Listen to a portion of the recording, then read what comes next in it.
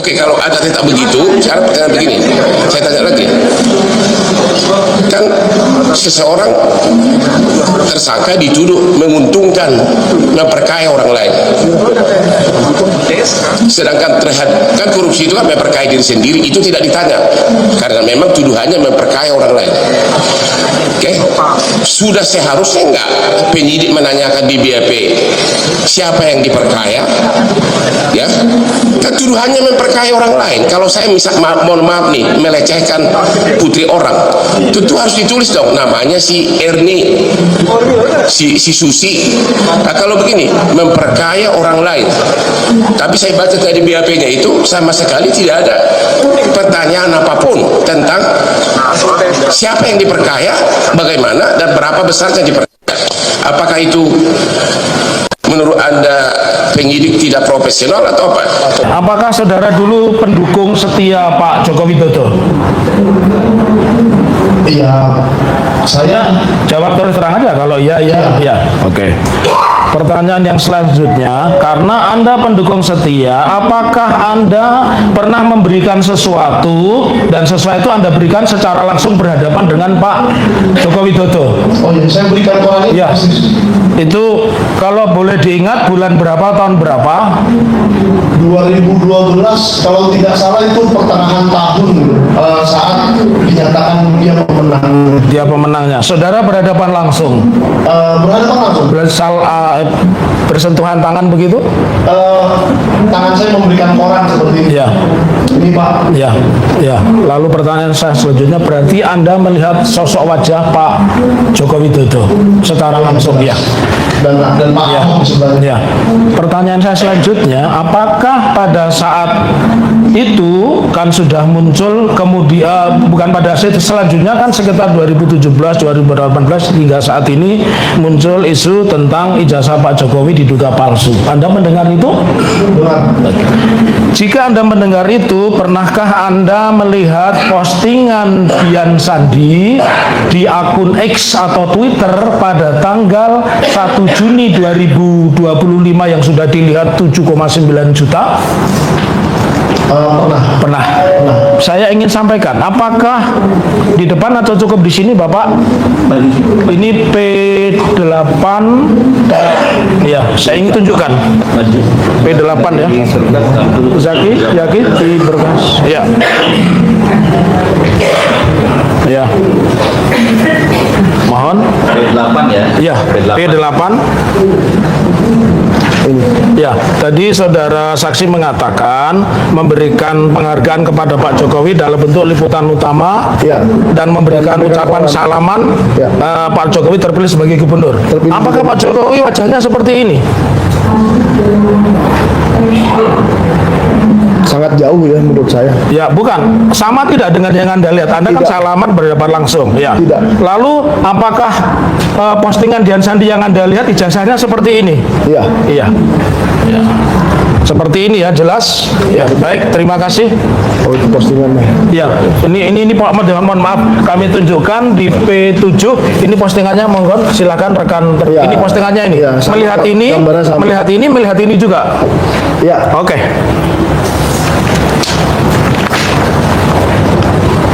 Ya, baik, saya lanjutkan. Ya, pertanyaan saya selanjutnya, Anda kan wartawan, apakah Anda pernah melakukan investigasi ijazah sejenis ini dari alumni UGM yang lulus di tahun yang sama, tahun 85? Investigasi secara khusus sebelum kasus ini mencuat? Tidak. Setelah kasus ini mencuat, ya saya memeriksa berbagai ijazah yang beredar di internet. Baik, saya lanjutkan kembali. Anda tadi saya tanya bertemu secara langsung kepada Pak Jokowi, memberikan ucapan selamat terpilih sebagai gubernur, bahkan memberikan koran, dan kemudian melihat postingan Dian Sandi termasuk ijazah kami tunjukkan tadi, wajahnya berbeda sama sekali. Pertanyaan saya selanjutnya, apakah Anda pernah mendapatkan atau meneliti buku 25 tahun Fakultas Kehutanan UGM warna hijau yang terbit tahun 1988? Ya, saya Pernah. Bisa ditunjukkan? Sebentar ya. Pernah memegang? Saya pernah memegang buku Sultan. Mohon maaf Bapak Hakim. Ya.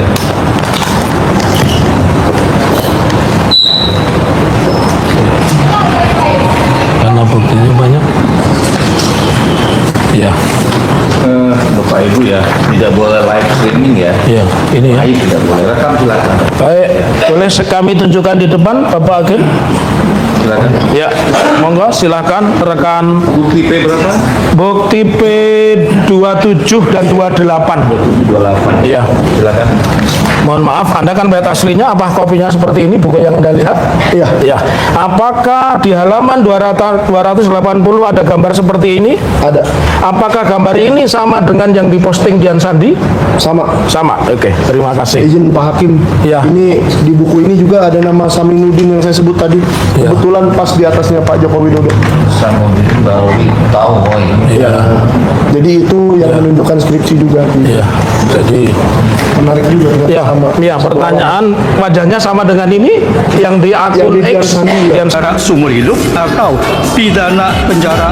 Ini yang D, penyimpangan kebijakan APBN 2024 dengan memperpanjang bantuan sosial tanpa persetujuan DPR, tanpa ditetapkan dengan undang-undang, masuk kategori tindak pidana korupsi seperti dimaksud pasal 3 ayat 1 Undang-Undang Nomor 31 Tahun 1099 tentang pemberantasan tindak pidana korupsi yang berbunyi, setiap orang yang dengan tujuan menguntungkan diri sendiri atau orang lain atau suatu korporasi menyalahgunakan kewenangan, kesempatan atau sarana yang ada padanya karena jabatan dan kedudukan yang dapat merugikan keuangan negara dan atau perekonomian negara dipidana dengan pidana penjara seumur hidup atau pidana penjara paling singkat 1 tahun dan paling lama 20 tahun, paling lama 20 tahun.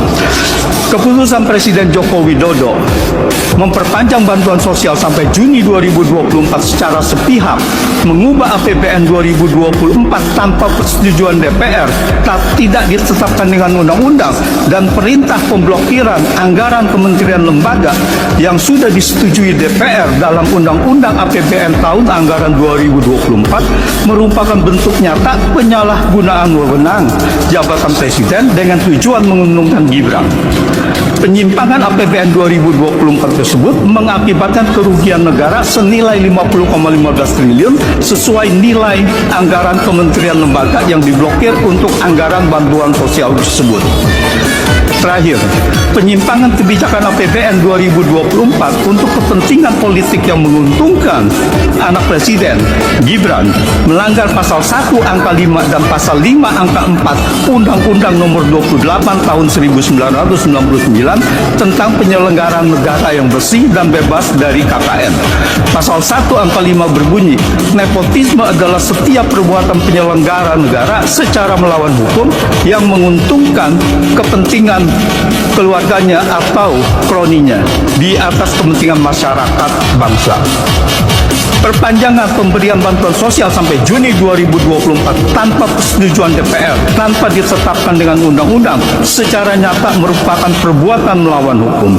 Pemblokiran anggaran di sejumlah kementerian lembaga yang telah ditetapkan dalam Undang-Undang APBN 2024 untuk dialihkan sebagai tambahan anggaran bantuan sosial secara nyata merupakan perbuatan melawan hukum dalam bentuk penyimpangan kebijakan APBN 2024. Pelaksanaan pemberian bantuan sosial sejak Desember 2023 sampai Februari 2024 secara melawan hukum khususnya dilakukan oleh Presiden Joko Widodo, Menteri Perdagangan Zulkifli Hasan, dan Menko Perekonomian Airlangga Hartarto terbukti menguntungkan Gibran.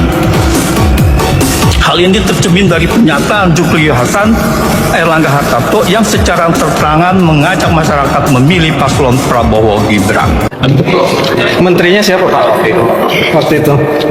Apa-apa jawab aja. Dia minta. Pak yang bijak. Ya. Untuk tahapan hal ini juga Pak ya. Beliaulah yang rapat di ratas. Ya. Beliau yang memerintahkan kami semua ini untuk segera melaksanakan perintah presiden. Ini perintah presiden Pak, mau enggak harapannya Pak Jokowi untuk menjelaskan Pak turun Ya pastilah semuanya harus terlibat dong. Jangan hanya saya gitu. Putusannya hari Senin tanggal 1. Putusannya hari Senin tanggal 1. Tanggal berapa sih? Tanggal 1, jam 1. Jam 1. Tapi sekali lagi kami menekankan kepada hakim, kan sudah banyak putusan pengadilan yang menyatakan kalau ada kerugian negara, hitung-hitungannya mana? Hitung-hitungannya mana? Belum lagi audit resminya. Ini hitung-hitungannya pun nggak ada. Jaksa mengatakan buktinya diekspos. Ada memang berita acara ekspos, tapi hitung-hitungannya nggak ada. Masih ditulis akan dihitung. Jadi sudah ditetapkan tersangka, belum tahu hitung-hitungannya ada. Kalau hitung-hitungannya lagi dihitung, kan bisa nol, bisa tidak ada, bisa ada gitu kan? Namanya juga mau menghitung, bisa nol. Ya, halo Sobat Politik, kembali lagi bersama saya di channel ini. Kita sudah menyaksikan cuplikan video yang sangat menarik. Dan tentu teman-teman, sebelum kita berdalam lebih dalam isu panas hari ini, jangan lupa teman-teman untuk berikan komentar kalian dan subscribe channel ini agar teman-teman tidak ketinggalan informasi menarik yang kita sampaikan. Nah teman-teman, di cuplikan video kali ini kita melihat kembali jagat hukum dan politik tanah air kembali diguncang oleh sebuah babak baru yang sangat krusial. Ya, dimana teman-teman catatan sejarah hukum kita seolah sedang diuji di titik paling nadir. Ya, ketika tuntutan keadilan berhadapan langsung dengan benteng kekuasaan yang selama ini dianggap tak tersentuh. Ya, di sini teman-teman, baru-baru ini muncul sebuah gerakan hukum yang membentak publik. Ya, langkah agresif yang melibatkan figur hukum papan atas seperti Hotman Paris Hutapea bersama dengan institusi Kejaksaan Agung. Ya, di mana mereka bersama dengan secara terbuka menegaskan komitmen mereka untuk menegakkan hukum tanpa pandang bulu. Ya, di mana fokus utama tidak main-main teman-teman, yaitu menuntut pertanggungjawaban hukum mantan Presiden Joko Widodo atas dugaan skandal keuangan negara yang fantastis. Ya, narasi yang berkembang di ruang publik saat ini menyoroti 5 poin krusial yang diduga menjadi pusat dari kerugian negara. Yang pertama teman-teman, adanya dugaan penggelembangan proyek infrastruktur. Ya, di mana ratusan proyek strategis nasional disinyalir mengalami pembengkakan anggaran yang tidak wajar demi menguntungkan kroni tertentu. Ya, yang kedua teman-teman, adanya monopoli tata niaga impor. Ya, adanya indikasi pengaturan izin impor komoditas utama yang hanya mengalir ke lingkaran dekat kekuasaan. Selanjutnya yang menjadi poin ketiga, penyalahgunaan dana publik dan darurat. Ya, alokasi dana yang seharusnya untuk kesejahteraan masyarakat diduga dialihkan demi kepentingan politik praktis. Yang keempat teman-teman, adanya alih fungsi aset negara. Ya, penguasaan ribuan hektar tanah negara dialihkan menjadi aset perorangan dengan harga yang sangat murah. Ya, selanjutnya teman-teman, yang paling terakhir, adanya beban utang luar negeri. Ya, kebijakan penarikan hutang berskala besar yang efektivitasnya dipertanyakan dan justru dinilai membebani generasi yang mau mendatang.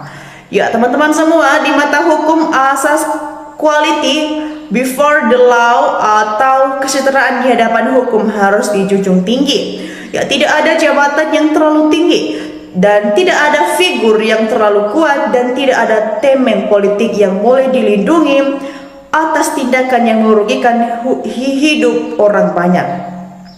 Ya, di mana teman-teman, pihak Kejaksaan Agung pun mulai mendesak dan mulai tegas menyatakan bahwa proses verifikasi bukti-bukti ini akan berjalan secara transparan dan mandiri, bebas dari intervensi penguasa manapun. Ya, ketika ribuan masyarakat mulai menyuarakan dukungan di depan gedung penegakan hukum, kita disadarkan pada satu hal teman-teman, yaitu rakyat merindukan keadilan yang nyata, bukan sekedar janji di atas kertas. Ini bukan lagi soal sentimen politik pribadi, melainkan ujian bagi kredibilitas reformasi hukum di Indonesia ini. Ya, apakah hukum kita benar-benar akan menjadi panglima atau justru kembali tak tunduk pada lobi-lobi kong kali kong di balik layar? Ya, teman-teman semua, bagaimana pandangan kalian mengenai pergerakan hukum yang luar biasa ini? Apakah ini awal dari bersih-bersih total pemerintahan atau justru sekedar hanya dinamika politik pasca kekuasaan? Ya, teman-teman, tulis pendapat cerdas kalian di kolom komentar di bawah dan jangan lupa untuk like, share, dan komen agar tidak ketinggalan analisis politik tajam lainnya di channel kita Kong Kali Kong. Ya, di sini juga teman-teman kita melihat di kolom komentar di bawah ada banyak tanggapan-tanggapan dari teman-teman kita, dan mari kita lihat bersama teman-teman bagaimana perkembangannya. Ya, teman-teman, di sini disampaikan oleh teman kita Yohana Tri. Di sini dia berpendapat kalau berhasil Pak Jokowi ditangkap, kita angkat Pak Hotman dan Roy CS sebagai pahlawan sejati. Ya, di sini juga disampaikan oleh Erianto, Pak Hotman bantulah masyarakat Indonesia demi kebenaran. Ya, kita lanjut. Di sini Abdul Aziz memberikan tanggapannya yang luar biasa, gugat harta penjarakan seumur hidup juga keluarganya. Ya, di Ria Sudiria memberikan komentar, rakyat mendukung Bang Hotman, hajar terus. Ya, teman-teman, disampaikan oleh teman kita Abdul Aziz, Bung Hotman harus menyelamatin Indonesia. Ya, disampaikan juga teman kita Sugiri-giri, dia berpendapat teman-teman baguslah Pak Pol Bang Hotman, biar hukum Indonesia bersih. Ya, Budianto juga memberikan komentarnya di sini, bagus Bang Hotman, bantulah orang yang tidak salah, maju terus Bang. Ya, di sini juga teman-teman Koplia Siar memberikan komentarnya, alhamdulillah semoga berita ini benar adanya, amin. Ya, disampaikan juga teman kita Fauzan Ganteng, di sini dia berpendapat Pak Hotman Paris Hutapea memperjuangkan kebenaran terus Bang Hotman, rakyat cerdas mendukungmu.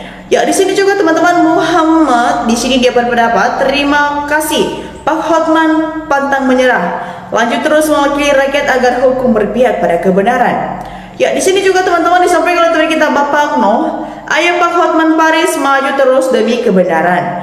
Ya, di sini juga Lilis Syahrul memberikan komentarnya, sehat-sehat Bang Hotman, pembela yang benar, semangat Pak Hotman.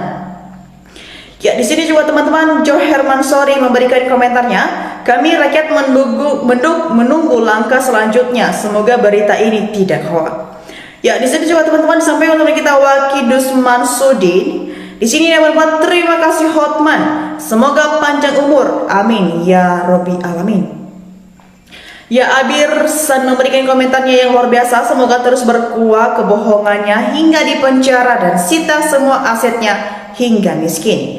Ya, di sini juga teman-teman disampaikan oleh teman kita Gaming, di sini dia berpendapat, ayo Pak Hotman seret Jokowi ke penjara dan keluarganya. Ayo rakyat dukung Pak Hotman, miskinkan Jokowi dan keluarganya. Ya, cabut pensiun dan fasilitas Jokowi sekarang juga. Ya, ini disampaikan oleh teman kita Embun Pagi.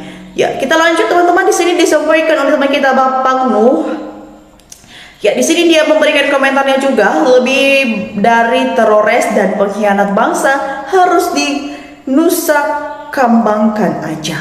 Ya, Pak Sulang juga memberikan komentar, semoga benar terwujud biar mereka yang jahat berikutnya nggak sembrono. Ya, Kinamsi Priyatmo memberikan komentarnya, Bang Hotman maju terus, jadilah pahlawan untuk bantu rakyat kecil yang susah karena olah koruptor. Ya, teman-teman semua, bagaimana tanggapan kalian mengenai isu polemik dan tanggapan teman-teman kita yang sudah kita saksikan bersama? Jangan lupa teman-teman untuk berikan opini cerdas kalian di kolom komentar di bawah, dan jangan lupa untuk menantikan update terbaru dari channel ini. Dan demikian saja untuk cuplikan video kali ini. Jangan lupa saksikan video berikut yang tak kalah menarik dari kita. Salam NKRI, harga mati.